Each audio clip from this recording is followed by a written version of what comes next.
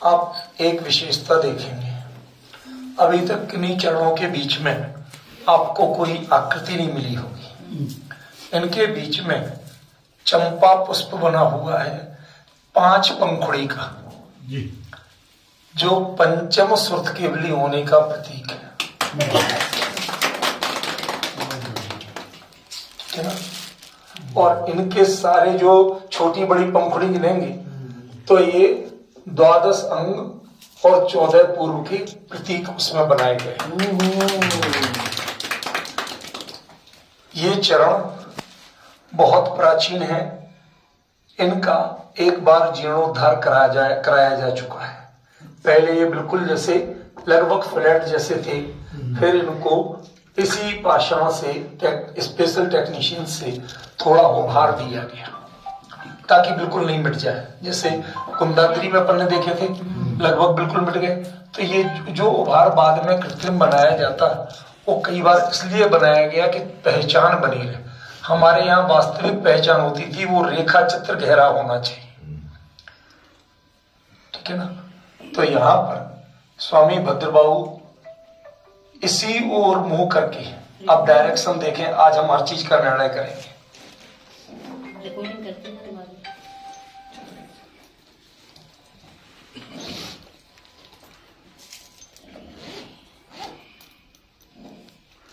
Accurate north east,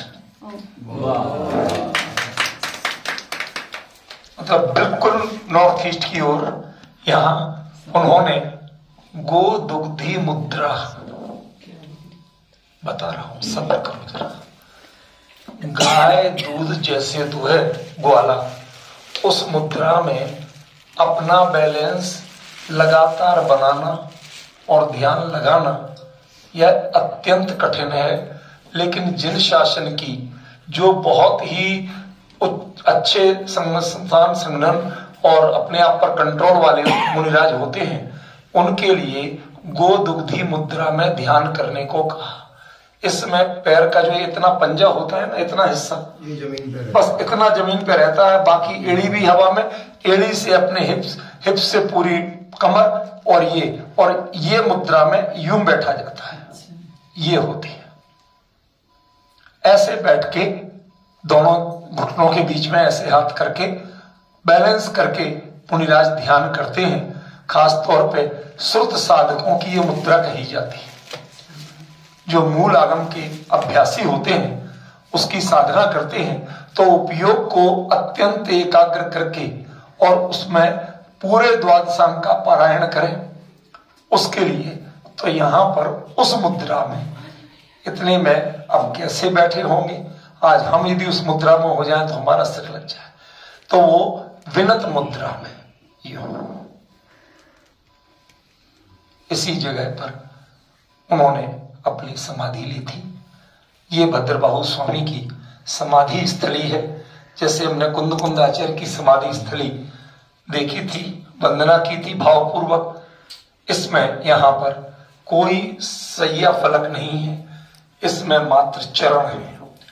हो सकता है यहां भी कहीं रहा हो, अब यही गुफा उनके नाम से है तो हम तो इसी को मानते हैं। पर ये जो मुद्रा और जो आकृति है ये वास्तव में श्रुत साधना की ध्यान मुद्रा, उपयोग को श्रुत पर अत्यंत एकाग्र करना, द्वादशांग का पारायण उतने में हो, उसके लिए सबसे अनुकूल मानी गई।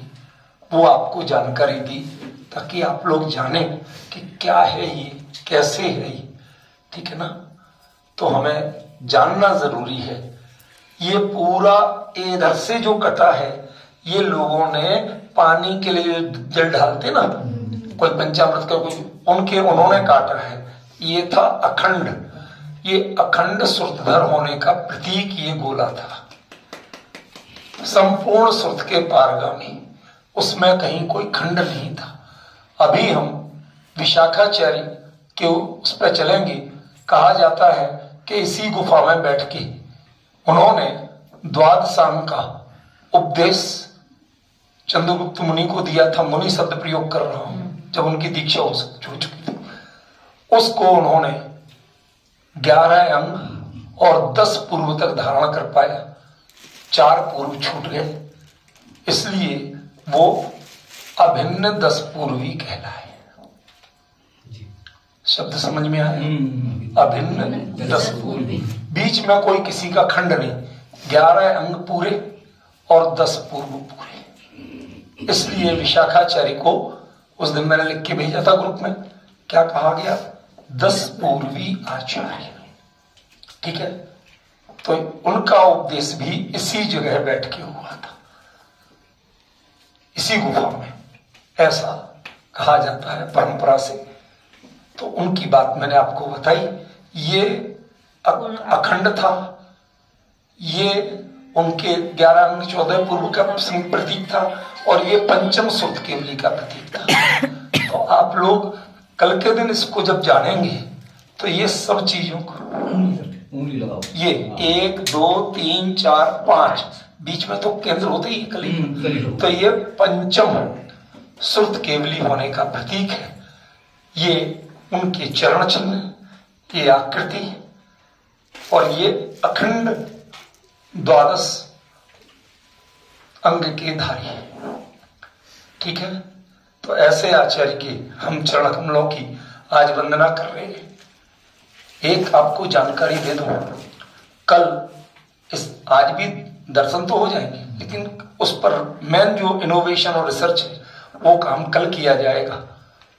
वो है, इन्होंने श्रुत संरक्षण की परंपरा कहां से कैसे आई थी, इसके बारे में कत्तले वशदी या चंद्रगुप्त वशदी के नाम से आगे मंदिर है, जो नीचे अपन द्वार छोड़ा है ना, जहां दीप्ति तुम जा रही थी, वो रास्ता, ठीक है ना, अभी लौट के चलेंगे अपन वहां।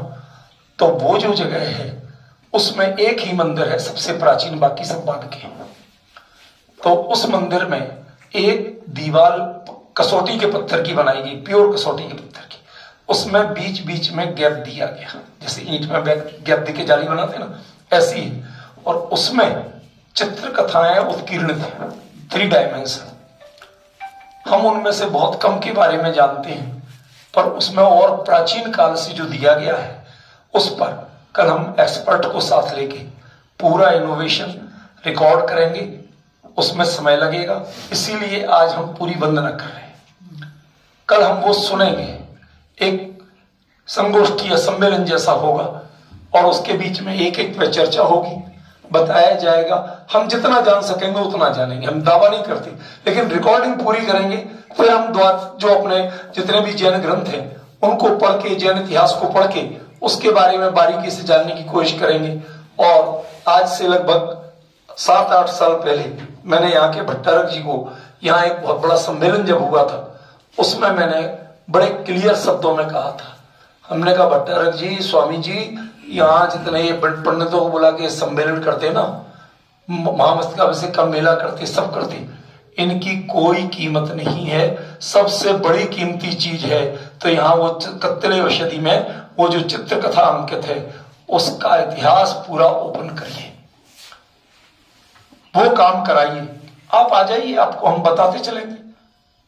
अब मैंने अनंत भाई से भी कहा कि वो बहुत कीमती चीज है, उसके रिकॉर्डिंग के लिए उस समय उतनी आज जैसी स्थिति नहीं थी। हमने कहा बहुत हाई रेजोल्यूशन कैमरे चाहिए, रिकॉर्डर चाहिए, और वो पूरा बने। तो उन्होंने कहा, और कहने के बाद भी वो बात आई गई होगी। दरअसल हर किसी को अपने अपने गोल प्रिय होते हैं, उन्हें जो लक्ष्य बनाया, जो समझ में आया वो करते, बाकी हम क्या मानते, ये इनका लक्ष्य है, उससे हम सब मिलके जिन शासन का लक्ष्य नहीं मानते। ये सबसे बड़ी कमी हो जाती है, इसलिए बहुत सी चीजें रह जाती हैं।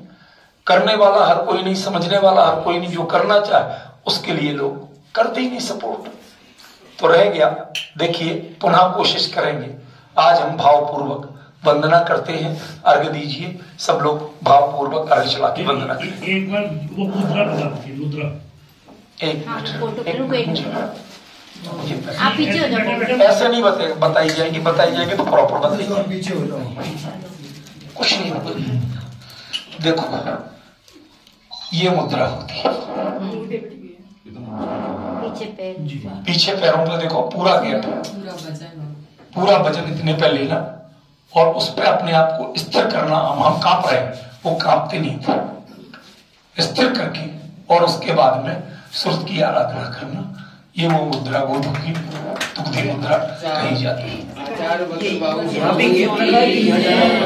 पुष्प कई चरु सुदीप सुधूप फलार्घ्य धवल मंगल गान रवाकुल चंद्र गिरौ श्रुत केवली महम्यजे। ओम ह्रीं आत्यानामाद्ये जम्बूद्वीपे भरतक्षेत्रे आर्यखंडे भारत देशे कर्नाटक प्रांते श्रवणबेळगोळ नगरे चंद्रगिरी पर्वतीये उपरि भद्रबाहु स्वामिना गुफा स्थिते भद्रबाहु श्रुत केवलिना। क्या बात है भैया, क्यों इतना चरण कमलो मार्गम निरपांति स्वाहा। चलो तो जहां तक हाथ जाए।